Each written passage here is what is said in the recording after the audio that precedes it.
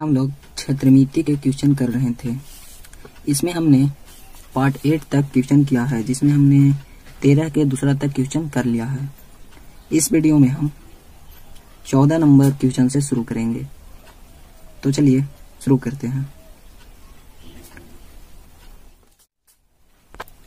Question number 14 आपके mobile screen पे show हो रहा है, आप उसे ध्यान से पढ़ लें। क्वेश्चन में बोल रहा है कि बगल की आकृति में, यहाँ पे एक आकृति दिया हुआ है, उसमें ABCD एक चतुर्भुज है, जिसमें AB समांतर है DC के और AD है जो लंब है AB पे, AD लंब है AB पे। साथ ही AB जो है वहाँ उसका मान दिया हुआ है 72 मीटर और DC बराबर BC और इसका मान दिया हुआ है 40 मीटर, मतलब कि DC और BC दोनों का मान 40 मीटर। और बोल रहा है कि चतुर्भुज का क्षेत्रफल निकालिए या ज्ञात कीजिए। तो चलिए देखते हैं। सबसे पहले ये जो आकृति दिया गया है उसे हम बना लेते हैं, उसके बाद देखते हैं। देखिए, जैसा कि क्वेश्चन में दिया गया था, हमने बिल्कुल वैसे ही आकृति बना ली है। क्वेश्चन में बोल रहा था कि ABCD एक चतुर्भुज है, तो यहाँ पे देखिए ABCD एक चतुर्भुज है। इसके जो AB और ये CD जो भुजा है वो दोनों समांतर भुजा हैं। और उसके बाद बोल रहा था कि AD, ये जो AD है AB पर लंब है, तो आप देख लीजिए ये जो AD यानी ये भुजा जो है इस भुजा पे लंब है, आप देख सकते हैं। उसके बाद बोल रहा है कि AB यानी कि A से B की जो दूरी है वो दिया हुआ है हमारा 72 मीटर, तो हमने वो लिख दिया है। उसके बाद बोल रहा था कि DC और BC दोनों 40 मीटर है, तो हमने वो रख दिया। अब बोल रहा है कि ये जो आकृति है चतुर्भुज ABCD है, इसका क्षेत्रफल क्या होगा। तो आप यहाँ पे ध्यान से देखिए, यहाँ पर देखिए, यहाँ पे एक लंब खींचा हुआ है C से E, जो कि आकृति हमारा किताब में दिया हुआ है, उसमें ऐसे ही खींचा हुआ था। तो देखिए यहाँ पे दो आकृति हमें दिख रही है, एक ये जो एक आयत है, दूसरा ये जो एक समकोण त्रिभुज बन रहा है। तो देखिए ये जो पूरी आकृति का हमें क्षेत्रफल निकालना है, तो इसका क्षेत्रफल निकालने के लिए हमें क्या करना पड़ेगा, ये जो देखिए ये जो चतुर्भुज है, चतुर्भुज का क्षेत्रफल। तो यहाँ पे देखिए ये जो आयत है, अगर हम इसका क्षेत्रफल निकाल लेते हैं, यानी कि ये आयत का क्षेत्रफल, और इसमें हम जोड़ देते हैं ये जो त्रिभुज है इसका क्षेत्रफल, यानी त्रिभुज CEB का क्षेत्रफल। ये जो आयत है AECD इसका क्षेत्रफल, तो क्या निकल जाएगा, ये जो चतुर्भुज ABCD यानी चतुर्भुज ABCD का क्षेत्रफल हमें निकालने के लिए सबसे पहले ये जो आयत है इसका हम क्षेत्रफल निकालेंगे। उसके बाद जो ये जो त्रिभुज बन रहा है उसका क्षेत्रफल निकालेंगे और दोनों को ऐड कर देंगे, यानी जोड़ देंगे। अब देखिए ये जो आयत है इसका क्षेत्रफल निकालने के लिए हमें और चौड़ाई का पता होना चाहिए, क्योंकि आयत का जो क्षेत्रफल होता है वो होता है लंबाई गुने चौड़ाई, और त्रिभुज का क्षेत्रफल होता है 1/2 आधार, यानी कि ये जो त्रिभुज का ये आधार हो गया, आधार को हम बेस भी बोलते हैं यानी B, और ऊंचाई यानी हाइट H। तो इन सब चीजों की हमें पता होना चाहिए। ये जो आयत है इसके लिए इसकी जो ये लंबाई हुआ और ये जो चौड़ाई हुआ, ये दोनों का पता होना चाहिए। तो यहाँ पे हम देख रहे हैं कि ये लंबाई हमें पता है, यानी यहाँ से यहाँ की दूरी 40 मीटर है। तो आयत में क्या होता है कि आमने सामने की भुजा बराबर होता है, तो इस साइड के भुजा की भी जो दूरी हो जाएगी यहाँ से यहाँ तक, वो हमारा 40 मीटर हो जाएगा। अब देखिए जितना लंबा ये भुजा रहेगा उतना ही लंबा ये भुजा रहेगा, और हमें ये भुजा कहीं पे दिया हुआ ही नहीं है। अब देखिए ये B से C की दूरी हमें दिया हुआ है 72 मीटर और A से E की दूरी दिया हुआ है 40 मीटर। तो हमें इसकी दूरी पूछ रहा है कि इसकी दूरी क्या होगा, क्योंकि जब इसकी दूरी हम निकाल लेते हैं तो हमारा ये देखिए इस त्रिभुज का हमें ये कर्ण दिया हुआ है, 90 डिग्री के सामने वाला कर्ण होता है, ये कर्ण दिया हुआ है, ये हमारा आधार निकल जाएगा तो हम ये इसका त्रिभुज का लंब यानी कि ये जो आयत है इसका एक भुजा आराम से निकाल लेंगे। तो यहाँ से ए से ई की दूरी 40 मीटर और पूरा दिया हुआ है 72 मीटर, तो यहाँ से यहाँ की दूरी हो जाएगा यानी बी से ई की दूरी हो जाएगा 72 मीटर माइनस 40 मीटर, ये हो जाएगा यहाँ से यहाँ की दूरी। अब देखिए सबसे पहले हम ये जो लंब हुआ या त्रिभुज की ऊंचाई भी बोल सकते हैं, इसे हम निकालते हैं, उसके बाद आगे। अब चलिए देखते हैं। ये फार्मूला आप सबको पता ही होगा, ये हमारा h यानी कर्ण दिया हुआ है, कर्ण का स्क्वायर बराबर होता है p लंब का स्क्वायर और ये बेस यानी b आधार का स्क्वायर। तो चलिए हमें निकालना है ये लंब या ऊंचाई बोल सकते हैं, तो हमें p निकालना है, तो p को हम एक साइड रखते हैं। अब देखिए ये फार्मूला हमारा कुछ इस प्रकार का हो जाएगा। अब जो जो मान दिया हुआ है हम वो मान रख देते हैं। हमारा जो ये कर्ण है वो दिया हुआ है 40, तो 40 का स्क्वायर माइनस बेस ये दिया हुआ है 72 माइनस 40 यानी 32 इसका स्क्वायर। उसके बाद देखिए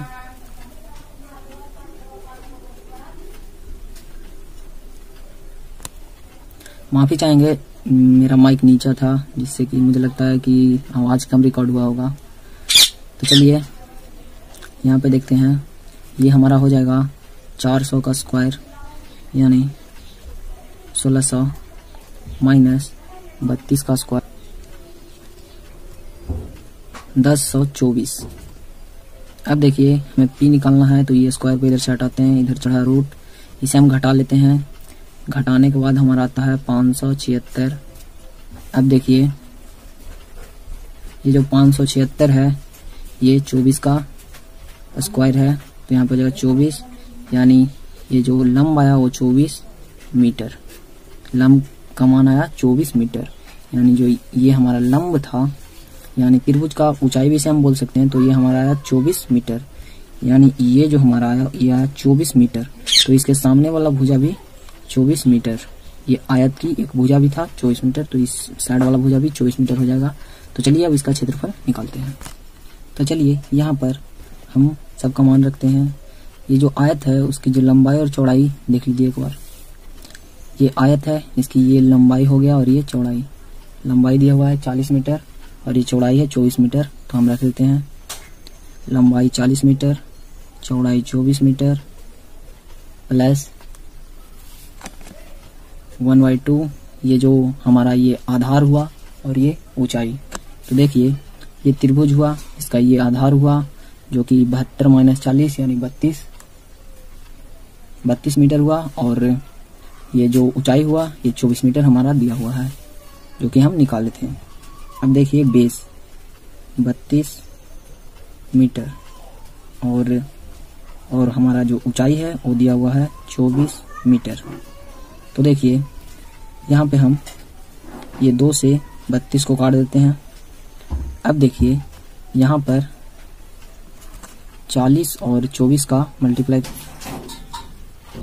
इसका मल्टीप्लाई करने पर हमारा जो आता है वो आता है 960 मीटर और इधर 16 मीटर और 24 मीटर का जब हम गुणा करते हैं यानी मल्टीप्लाई करते हैं उसके बाद आता है 384 मीटर। अब देखिए इसे हम जोड़ते हैं, हमारा हो जाएगा 4 8 और 6 14 हो जाएगा, 14 का 4 हाथ में 1 रहा, उसके बाद 9 है और 3 है 12 और 1 13, तो 1344 मीटर हमारा मीटर स्क्वायर होगा। अब देखिए यहाँ पे स्क्वायर होगा, यहाँ पे स्क्वायर होगा, क्योंकि देखिए यहाँ पे मीटर था और मीटर था गुना होकर स्क्वायर, मीटर स्क्वायर, यहाँ पे मीटर था गुना होकर मीटर स्क्वायर, तो हमारा आ गया 1344 वर्ग मीटर। चलिए अगला क्वेश्चन देखते हैं। अगला क्वेश्चन है 15 नंबर क्वेश्चन आपके मोबाइल स्क्रीन पे दिख रहा है, आप उसे ध्यान से पढ़ लें। क्वेश्चन में बोल रहा है कि एक समलंब चतुर्भुजाकार आंगन क्या बोल रहा है कि एक समलंब चतुर्भुजाकार आंगन है जिसके दो समांतर भुजाएं और उनके बीच की लंबात्मक दूरी क्रमशः 21 मीटर, 19 मीटर और जो लंबात्मक दूरी है वो दिया हुआ है 11 मीटर है। अब बोल रहा है कि वो जो आंगन है, समलंब चतुर्भुजाकार आंगन है, उसमें हमें पत्थर बिछाना है। तो बोल रहा है 3 रुपया 50 पैसा यानी कि 3.5 रुपया, 3 रुपया 50 पैसा प्रति वर्ग मीटर की दर से आंगन में पत्थर बिछाने का खर्च क्या होगा, बताइए। तो चलिए सबसे पहले एक हम समलंब चतुर्भुजाकार आंगन बना लेते हैं, उसके बाद जो क्वेश्चन में दिया गया है वो सब हम वहां पे रख के आगे देखते हैं। अब देखिए, जैसा कि क्वेश्चन में बोल रहा था कि एक समचतुर्भुजाकार आंगन है, तो हमने उसी प्रकार से एक समचतुर्भुजाकार आंगन यहाँ पे बना लिया है। इसका नाम भी हमने रखा ABCD। इस आंगन का नाम है ABCD। इसके जो दो समांतर भुजा हैं वो एक A से B की जो दूरी है वो दिया हुआ है हमारा 21 मीटर और C से D की दूरी है 19 मीटर। उसके बाद इसके जो बीच की लंबात्मक दूरी है वो हमारा दिया हुआ है 11 मीटर, जो कि हमारे क्वेश्चन में ही ये तीनों दूरियां दिया गया था। उसके बाद बोल रहा था कि 3 रुपया 50 पैसे प्रति वर्ग मीटर में जो ईंट बिछता है, यानी इसका मतलब हुआ कि 1 मीटर यानी कि 1 वर्ग मीटर में ईंट बिछाने का जो खर्च है वो हमारा है 3 रुपया 50 पैसा। तो बोल रहा है कि ये जो आंगन हुआ इसके अंदर ईंट बिछाने में कितना रुपया खर्च होगा। तो देखिए, सबसे पहले ये बात हम भी जानते हैं और आप लोग भी जानते हैं कि ईंट अंदर में बिछता है, यानी इसके क्षेत्रफल में बिछता है। ये जो आंगन इसके क्षेत्रफल में बिछेगा, जितना इसका क्षेत्रफल रहेगा उतना में ईंट बिछेगा। तो चलिए सबसे पहले हम इसका क्षेत्रफल निकालते हैं। तो हम यहाँ पे लिखते हैं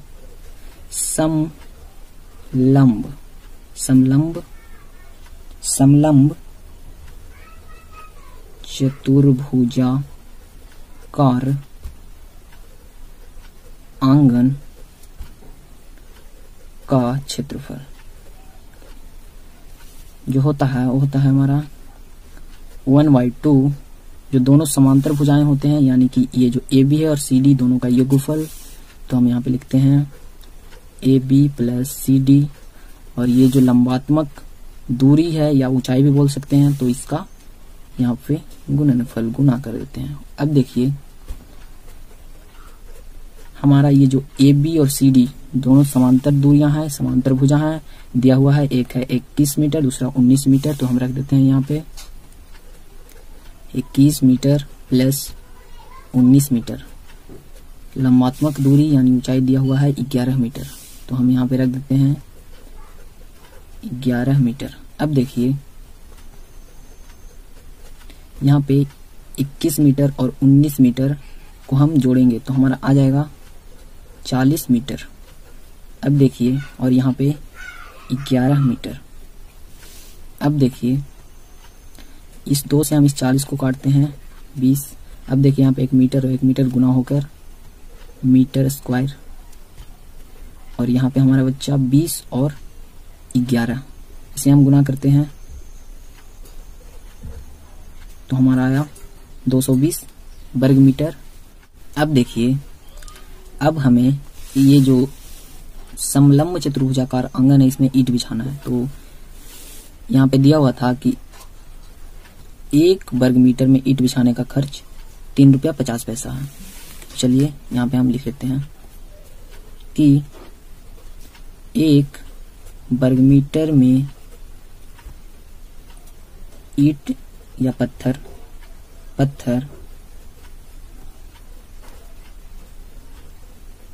बिछाने का खर्च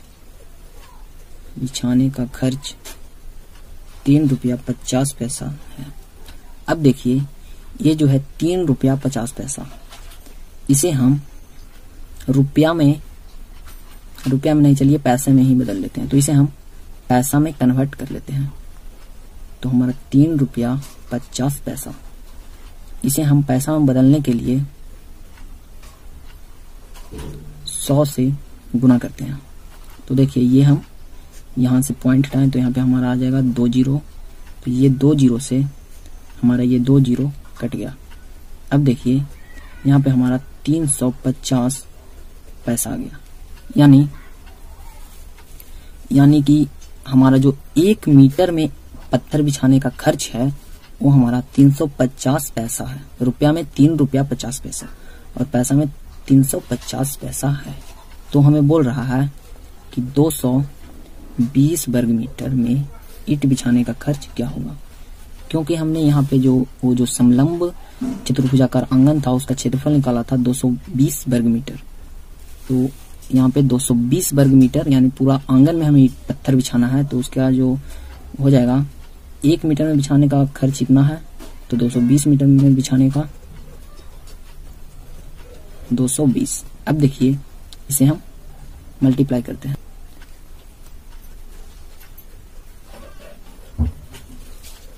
हमारा इतना पैसा यानी कि 220 मीटर स्क्वायर का मतलब कि ये जो समलंब, वो जो हमारा समलंब चतुर्भुजाकार आंगन दिया हुआ था उसका उसमें जो हम पत्थर बिछाएंगे तो उसमें हमारा 77,000 पैसा खर्च होगा। तो चलिए इसे हम रुपया में बदलते हैं। रुपया में बदलने के लिए, रुपया में हम इसे बदल रहे हैं। रुपया में बदलने के लिए ये जो हमारा दिया हुआ है 7700, इसमें हम 100 से भाग देंगे तो 2 जीरो से 2 जीरो हमारा कट गया, यानी हमारा आया 770 रुपया। यानी कि वो जो आंगन है उसमें ईंट बिछाने में हमें 770 रुपया का खर्चा आएगा। तो चलिए अगले क्वेश्चन की ओर चलते हैं।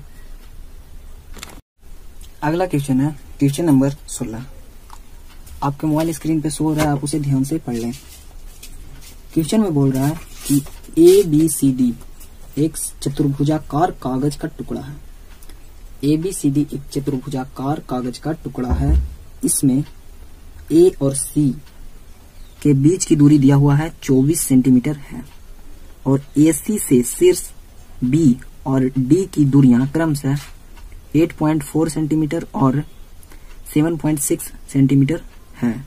तो कागज के टुकड़े का क्षेत्रफल ज्ञात कीजिए।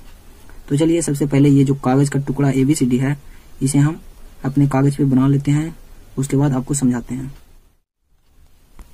अब देखिए जैसा कि क्वेश्चन में बोल रहा था हमने बिल्कुल वैसा ही एक चतुर्भुजाकार कागज का टुकड़ा बना लिया है।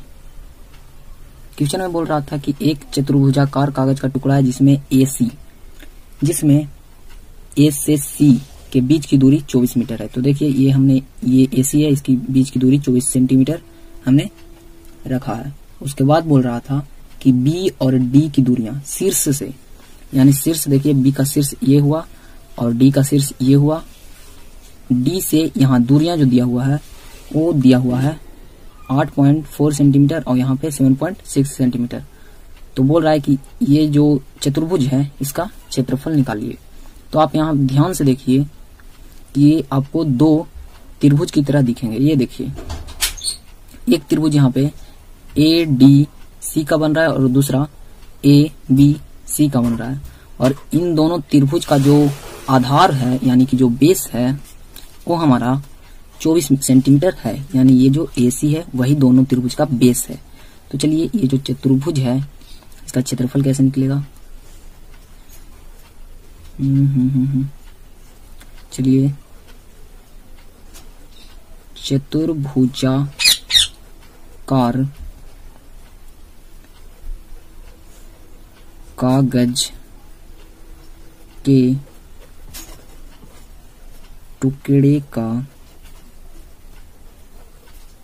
क्षेत्रफल बराबर हो जाएगा, ये जो त्रिभुज है त्रिभुज ADC, त्रिभुज ADC का क्षेत्रफल प्लस दूसरा त्रिभुज